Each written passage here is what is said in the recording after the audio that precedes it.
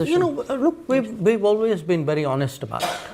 We've been honest about it, and I must say, even in 2022, we had discussed it at some length with the American administration, and I say this to their credit. They were also quite understanding about it, because one issue which has been, in a sense, distorted, the whole energy trade.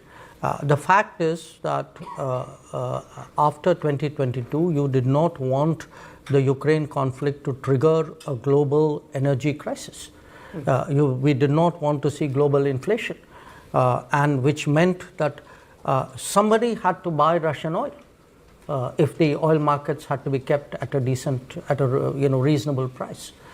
So I think there was an understanding about the need for that, and in fact, I remind people, that was one of the reasons why there was a very conscious decision not to, mix that trade with sanctions.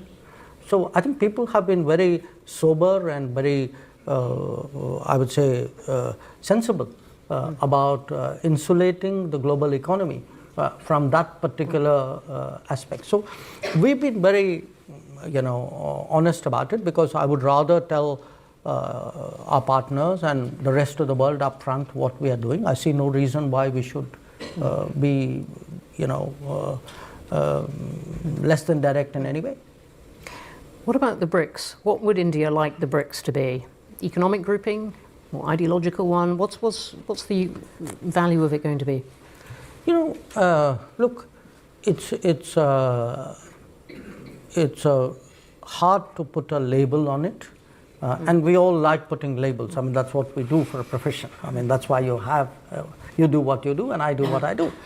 But some things are not so easily defined, and BRICS is one, for this reason. I can't say that it's, Do you see a role for India in acting as an intermediary in any of these current conflicts? I'm thinking of the role that Saudi Arabia has taken on in at least bringing the US and Russians together in Riyadh. India has been carefully not committed itself on Ukraine, but do you see a role for India in this? I'm not sure. I'm not sure. I'll only tell you what we have been doing so far. It'll be hard for me to predict what could happen in the future. We have been one of the few countries who have been regularly talking to both Moscow and Kiev at various levels. My Prime Minister has been talking to President Putin and to President Zelensky. We have met with the presidents, the ministers, the national security advisors, the defense ministers. So, at various points of time, if there was a moment or an occasion when our weighing in was useful, we have tried to do that. Mostly, it has been very specific. For example, in the summer of 2022, at that time, the Black Sea grain corridor was sought to be constructed, and there were some hesitations in Russia. So a few other countries approached us including Turkey, which had the lead, to press the Russians on that. We did that. When the Zaporizhzhia nuclear plant came under firing, we actually were approached by the Ukrainians to pass messages on to the Russians, which we did, and they had something to say, which we communicated back. We worked a little bit with Mr. Grossi in IAEA on that. So wherever there's been a sense that, okay, India can do something, somebody has come to us and said, would you be willing to do that? We've always been open-minded about it. To the extent we proffered advice, we have largely done that in the privacy of a room. We have spoken our mind to both countries, both leaders. Our view has been that they need to do direct negotiations. That's been our consistent position. We have never advised them what should be the format and what should be the terms of the negotiations. That is their business. But if, and I would say this, every time we've had a significant and useful conversation with either of them, we have taken the approval of President Putin to share this with the Ukrainians and President Zelensky to share it with the Russians. So we have kept that going.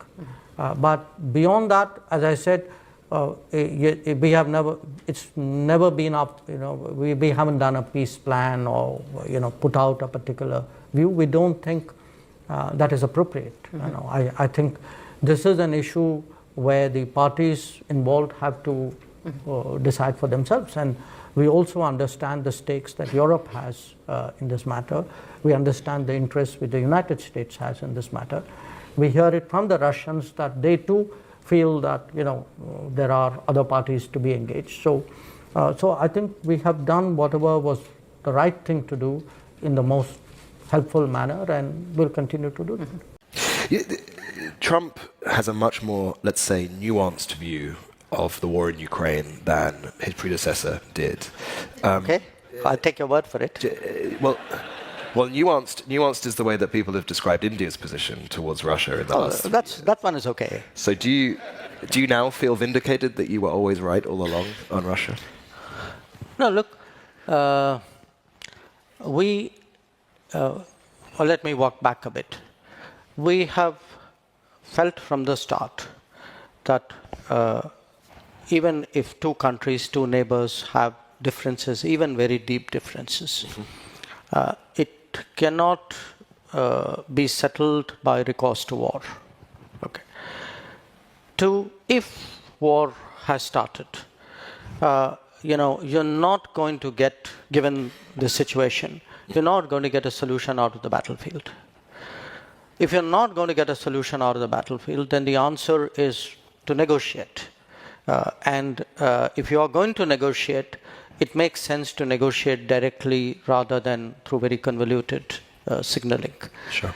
So that's been our position.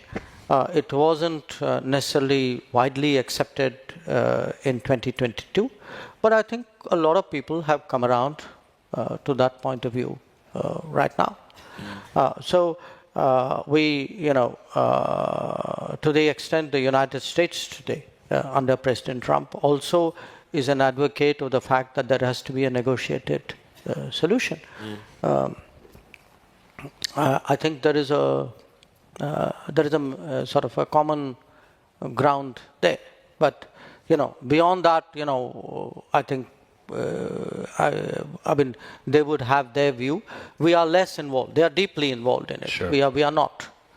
But as a accomplished diplomat, as a man whose bread and butter is negotiation, when you look at what's happening in that negotiation between Russia and Ukraine right now, do you think we're closer to peace than we were before? That's hard to say.